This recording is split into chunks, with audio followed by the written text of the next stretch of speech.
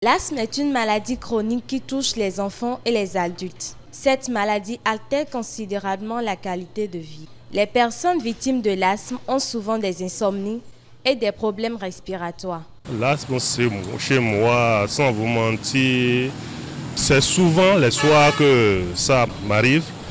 Donc, tu sens que la respiration devient de plus en plus difficile.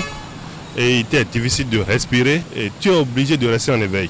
Au niveau des bronches, lorsque la lumière ou bien l'entrée, le passage est rétréci, c'est-à-dire qu'il faut un certain diamètre des bronches pour que l'air puisse passer facilement. Mais lorsque ce diamètre se rétrécit, l'air passe difficilement, donc la personne n'arrive plus à inspirer et à expirer normalement. Donc la personne a une difficulté respiratoire.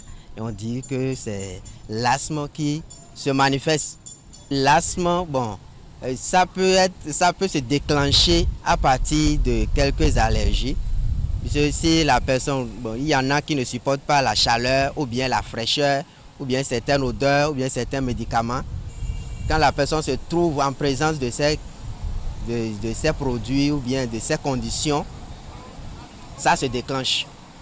L'asthme provient de l'association d'une prédisposition génétique à l'allergie favorisée par des facteurs environnementaux. Qu'est-ce que l'asthme et comment se manifeste-t-il? L'asthme est une maladie pulmonaire, mais c'est aussi une maladie allergique. Donc elle est sur les deux terrains. Une allergie qui prend une forme pulmonaire, c'est comme ça qu'on pourrait dire. C'est une maladie des bronchioles, qui sont les petits tuyaux qui amènent l'air jusqu'au fond des poumons, qui font qu'au moment de l'expiration, parce qu'il y a une maladie dans la paroi des bronchioles, ça trappe l'air qu'on n'arrive plus à chasser et donc on ne va pas pouvoir prendre l'inspiration suivante.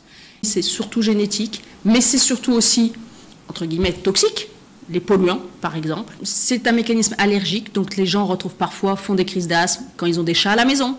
Les mécanismes de l'allergie, quand ils mangent certains aliments. Alors souvent les allergies alimentaires sont un peu différentes, mais voilà, ça peut être quelque chose qu'on respire ou qu'on côtoie qui déclenche une crise d'asthme. La pollution favorise ou aggrave les manifestations de certaines maladies allergiques comme l'asthme. Ce dernier présente des symptômes ainsi que des complications. Le symptôme principal, c'est avoir du mal à respirer, mais se rendre compte qu'en fait c'est à l'expiration qu'en fait l'air est trappé parce que les petites bronchioles se serrent et empêchent donc l'asthme de passer et de quitter le poumon pour pouvoir être régénéré par la nouvelle inspiration.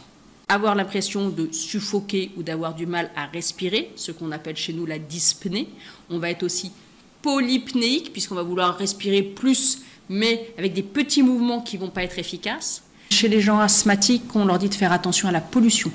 Cette pollution atmosphérique, c'est des particules qui sont dans l'air, on ne s'en rend pas compte, on les respire. Et chez les gens qui ont cette vulnérabilité, comme l'asthme, effectivement, ça va provoquer des crises d'asthme. Et c'est en fait, effectivement, la grande conséquence de la crise d'asthme, c'est qu'il y a des gens qui sont tellement en difficulté pour respirer qu'ils deviennent en insuffisance respiratoire aiguë et que ça peut être une catastrophe. On peut mourir de ne pas pouvoir respirer. Les complications, c'est l'insuffisance respiratoire aiguë, c'est la difficulté à respirer qui peut aller jusqu'à la très grande difficulté, voire le décès par ne plus pouvoir respirer. Pour un meilleur traitement contre l'asthme, il faut la prise quotidienne de corticoïdes inhalés et une consultation médicale, explique le docteur Élise Adjaï. Dans les traitements, de toute manière, souvent, on fait appel au pneumologue ou au pneumo-allergologue, parce qu'effectivement, il faut rechercher l'allergène qui déclenche. Ça va être le principal traitement, éviter que ça se reproduise. Et puis sinon, quand ça vient, avoir effectivement chez soi deux types de produits qui sont des produits tous inhalés, qu'on met directement dans la bouche. C'est des petits sprays, là. On secoue, on souffle, et puis au moment où on inspire, il faut faire deux petites bouffées comme ça. Moi, je ne vais pas vous faire le détail. Ça, le médecin va vous réexpliquer au moment où vous allez en avoir besoin.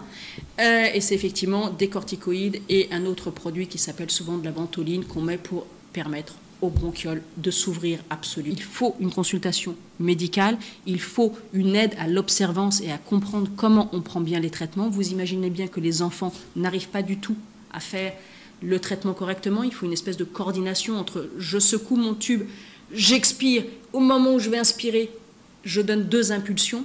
Donc les enfants, on leur met en fait un mécanisme qu'on appelle soit une chambre d'inhalation, soit un baby alert.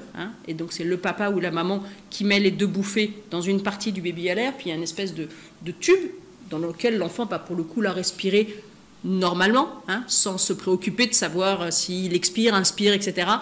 Mais donc on peut être amené à prescrire en plus baby alert ou chambre d'inhalation, mais de toute manière, il y aura probablement une visite chez le pneumo-allergologue pour identifier les allergènes responsables, les causes avec précision, voire parfois proposer des désensibilisations si justement on ne veut pas que la crise d'asthme revienne. Il est à noter que l'asthme chez les enfants n'est pas du tout le même mécanisme que chez les adultes.